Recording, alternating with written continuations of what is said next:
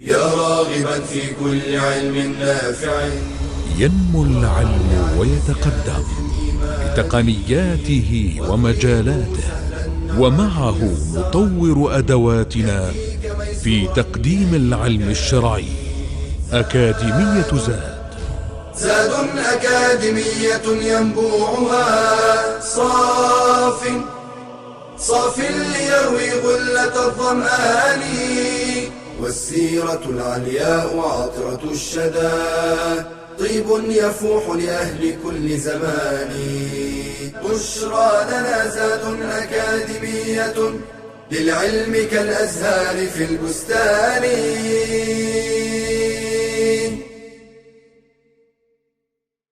بسم الله الرحمن الرحيم. الحمد لله والصلاة والسلام على رسول الله وآله وصحبه ومن اهتدى بهداه. The Prophet عليه الصلاة والسلام understood that the community is divided into two main divisions, men and women. And the Prophet sallallahu alaihi wasallam was the role model in dealing with women in general.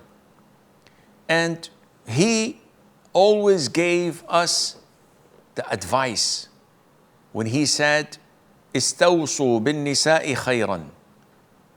Deal with women in kindness. And he said, the best of you are those best to their women folk. So initially, he instructed us to know the nature of women. What do you mean? They're human. In Europe, 3-4 centuries ago, they used to consider women without soul. It's a creature that has no soul. In Islam, it's different. He, alayhi salatu wasalam, wanted us to know the nature of women because women's nature is different than men's nature. And they say that men are from Venus and women are from Mars, or the opposite. And this is quite true in the sense that the way they think, men are most of the time logical and rational, while women are emotional. And this is why we love them, because they're filled with emotions. Men don't have these emotions. And that's why sometimes clashes may take place. If you don't know how to deal with women and how they think and what their nature is, you have a problem. The Prophet said, alayhi salatu wasalam, be kind to women and take care of them because they were created from a rib, the rib of Adam. Eve was created from the rib of Adam. And the rib is twisted and crooked. It's not straight. So the Prophet says, alayhi salatu wasalam, if you go and try to straighten it up, you'd break it. But if you leave it as it is, you'll enjoy its company with a twist. So take good care of women and be kind to them. This is what the Prophet said, alayhi salatu wassalam. And he also told us to understand that women are the sisters of men. And he would give them their due right. Abu Sa'id al-Khudri, may Allah be pleased with him, said, one day, women said to the Prophet ﷺ, "O Prophet of Allah, the men have taken the vast majority of your time.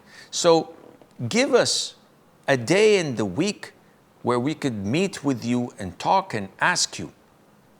So the Prophet ﷺ gave them a day for him to come and advise them and speak to them and see what they need.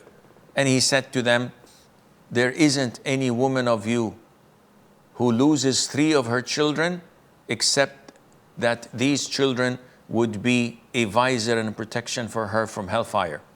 A woman stood up and said, what about if I lost 2 of my children? The Prophet said, even if you lose 2 of your children. And the Prophet gave women their position in the community. In the conquest of Mecca, Hani, the sister of Ali, the cousin of the Prophet ﷺ, when a man sought refuge in her from the Muslim army, some of the companions said, no, you're a woman, you can't give refuge to people.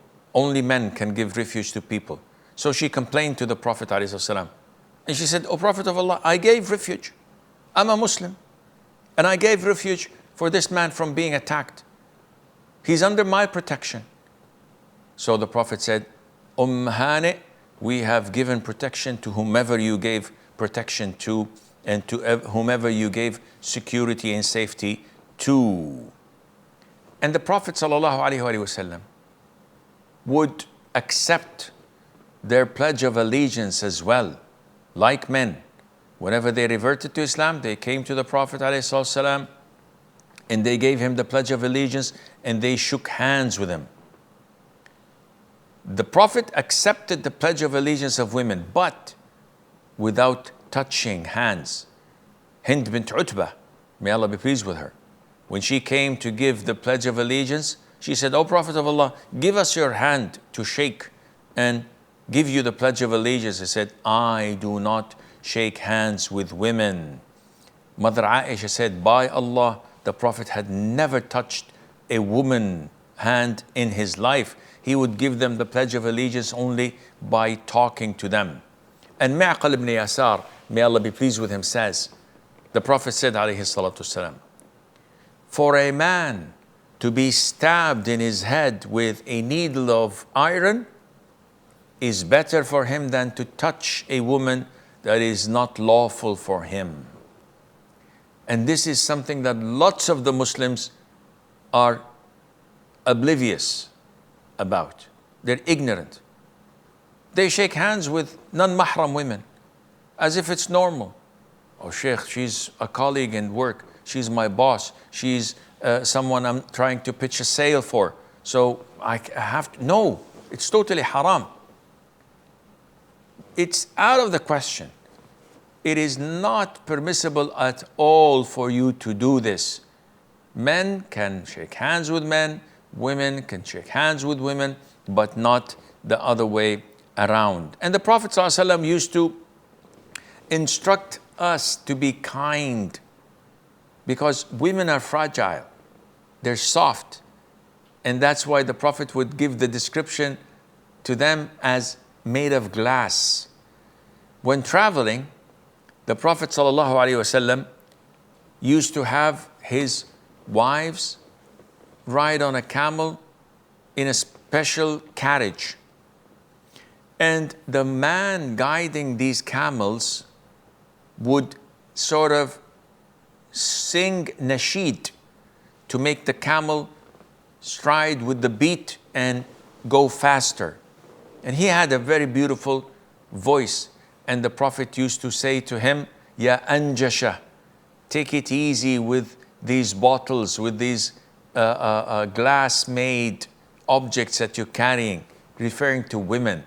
So the Prophet is giving, alayhi salatu wasalam, a description of women as if they're made of bottles or of glass, because they are so soft and tender and fragile.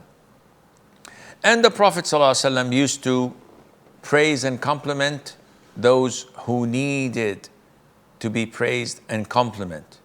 Unlike those so-called men who despise women and look down upon them.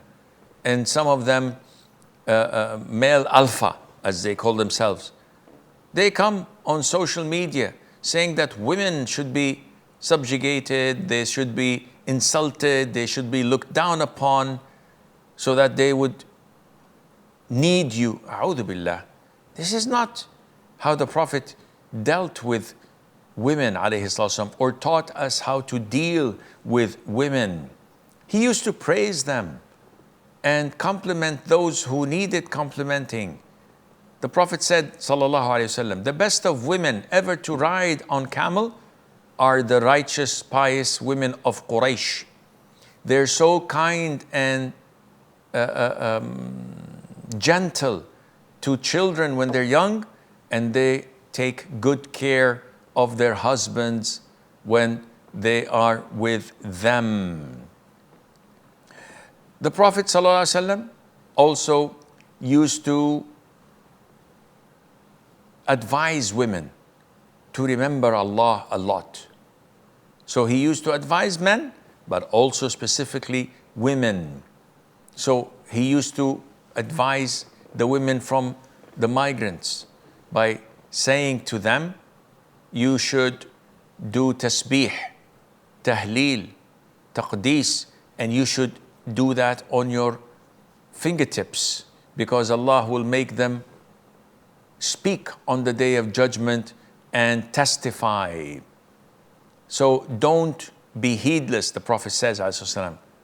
Don't be oblivious, because if you do, then these mercy of Allah would be gone from you. You have to keep on doing this. So this is the Prophet's teaching, ﷺ, for women to do their tasbih on their fingers. That would be asked and to speak. Likewise, the hadith of Abu Sa'id al-Khudri, the Prophet said to the women, alayhi salatu wasalam, O women folk, give in charity, for I've seen you the vast majority of the population of hellfire. In another narration, the Prophet says, give in charity and make a lot of istighfar, which means seek Allah's forgiveness a lot, because of what we've talked about earlier. And he used to encourage them to attend seasons of goodness, such as the Eid. Atiyya, may Allah be pleased with her, says the Prophet ﷺ ordered us to take girls that were on their menses on the day of Eid, and those who were young and unmarried, so that they would witness this goodness of preaching the Muslims and their congregation and their dua. However, women in their menses should avoid the prayer area, but other than that, they should be with them. And women used to attend prayers in the congregation, though the Prophet told them that praying home is better for you than attending the congregation. But he instructed the Muslims not to prevent women from attending the masjid. And the Prophet ﷺ cared for women even when they attended the prayer in the masjid, because after concluding the prayer, Assalamu alaikum wa rahmatullah, Assalamu alaikum wa rahmatullah, Salama said he used to pause facing the Qibla for a while before turning his back and facing the congregation. She says, we thought that he did this so that all the companions would sit and put facing the Qibla, so that the women behind them would take care of how they're dressed and covered properly and leave before men could look and see them. And finally, the Prophet ﷺ would check on them. So when one of his companions did not show up, he would ask. Abdullah ibn Abbas, may Allah be pleased with him, said, when the Prophet came back ﷺ from his Hajj, his farewell Hajj, he said to Sinan, why didn't you perform Hajj with us? And she said, O Prophet of Allah, we had 2 camels only. One camel is for irrigating the farm, and the other camel, my husband, Abu Sinan, went to Hajj with you, with his son on it. So I did not have a ride to go for Hajj. So the Prophet said, ﷺ, in this case, when Ramadan comes, perform Umrah in it, because a Umrah in Ramadan is equivalent to Hajj with me. هذا والله أعلم ونسبة العلم إليه أسلم وصلى الله وسلم وبارك على عبده ورسوله نبينا محمد. يا راغبا في كل علم نافع. ينمو العلم ويتقدم بتقنياته ومجالاته، ومعه نطور أدواتنا في تقديم العلم الشرعي. أكاديمية زاد أكاديمية ينبوعها صاف ليروي غلة الظمآن، والسيرة العلياء عطرة الشدى طيب يفوح لأهل كل زمان. بشرى لنا زاد أكاديمية للعلم كالأزهار في البستان.